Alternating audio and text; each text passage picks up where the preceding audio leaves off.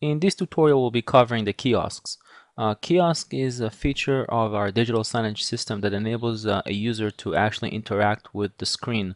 You can think of an ATM machine as a kiosk, or a user ordering food at a restaurant. That could be a kiosk, or a customer buying tickets for a movie through a terminal. That would be a kiosk. So we have the kiosk capability in our system.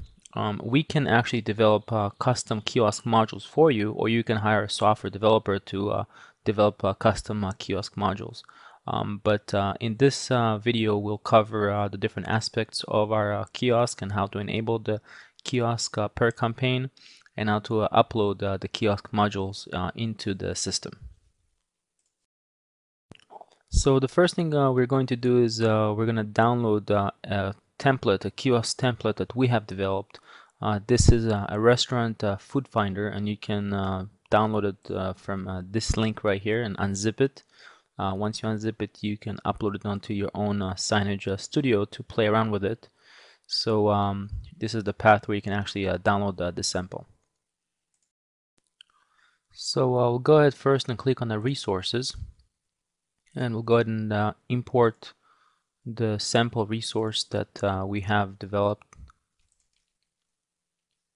which is right over here, restaurant module.swift. And as I mentioned just a few seconds ago, you can go ahead and download this from our server as well. So I just went ahead and saved it, and now I'm uploading it to the server. Once the resource is done uploading, we need to mark the resource as both a flex module and access external domain. This was developed using Adobe Flex, so we need to mark it as a flex module.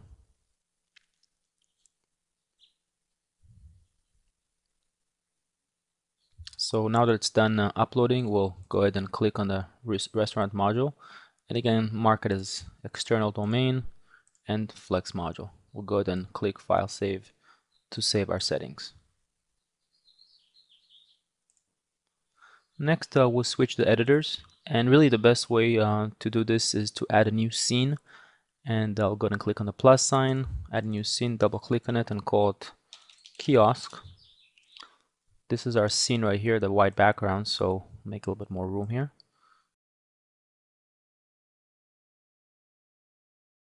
Then we'll switch to the resources tab, and we see our restaurant Swift that we just uploaded. We'll go ahead and drag it onto the scene.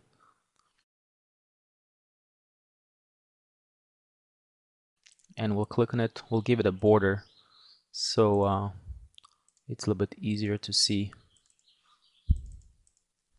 where our scene, where our kiosk reside. We want this particular module, the kiosk module, to occupy the full screen division, or actually the full scene. So I'll go ahead and set this to be full width and height of the scene.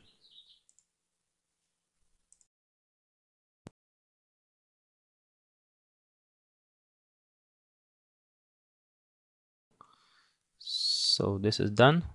So the next thing we'll do is we'll switch to the campaign, and we'll click on the campaign entry right here. This way we get the properties on this side, and you see that we have a checkbox here for kiosk mode. So we want to go ahead and enable the kiosk mode. This will enable mouse and keyboard interactivity with this particular campaign. The password key, the kiosk key, is the key that allows an admin to exit the kiosk. Obviously, you don't want a public terminal or users just going into the software and exiting the kiosk and going into the operating system and messing things up. So this is a password key that in order for the admin to actually close the kiosk, you can press escape, and then in our case it's 1 2 3. So again, escape 1 2 3 will exit the kiosk. So you want to make sure that this is checked, and you can put whatever password for your system. The next thing you want to do is you want to go ahead and use the scene, the kiosk scene that we've created. So we'll click on the toolbox, switch to scenes, and drag our kiosk scene onto this free blue channel that's available and free right now. Go ahead and zoom out a little bit and extend it all the way to the length of the timeline. go ahead and double click the kiosk. This will, once you double click on it, it will pull up the properties for this resource, and you want to also enable mouse and keyboard functionality on the actual resource. You can basically enable or disable kiosk control or mouse keyboard control per specific resource. So that's pretty flexible. So again, if you want mouse and keyboard interaction, you want to go ahead and check this as well. We're going to go ahead and click on save to save our configuration.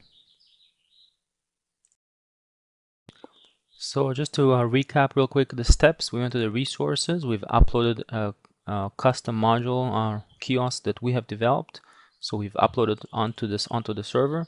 We marked it as access external and flex module. We went to the editors, made a new scene, dragged the resource module onto the scene and made sure it occupies the full length and height of the scene. We switched the campaign, made sure that kiosk functionality is enabled at the campaign level, then added the kiosk scene to our free channel, double clicked on the channel and enabled kiosk inputs at the level of the actual resource.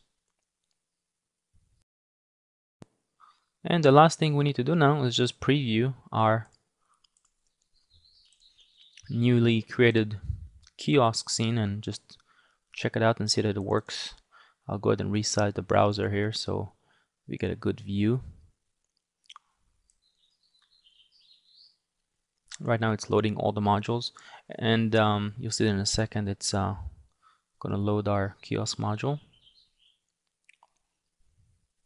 And here's the kiosk. We see the screen divisions, the ticker on the bottom, and you actually have control, mouse control on the actual kiosk module.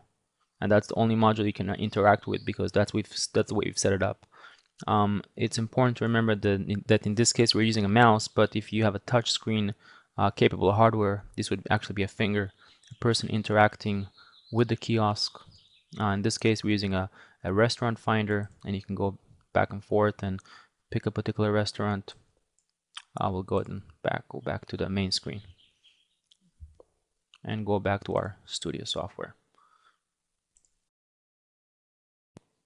So this basically wraps up the kiosk demo. One thing to remember is that it's really intended to use on our Air player, not on the web player. So if you are going to download our sample Flex kiosk restaurant module, go ahead and install it into your Signage Studio. And once you upload it and configure your campaign and configure the module and channel, you should really test it using the Air player and not really the player preview as we've done here. As you'll just get much better performance and the interaction is going to be much smoother.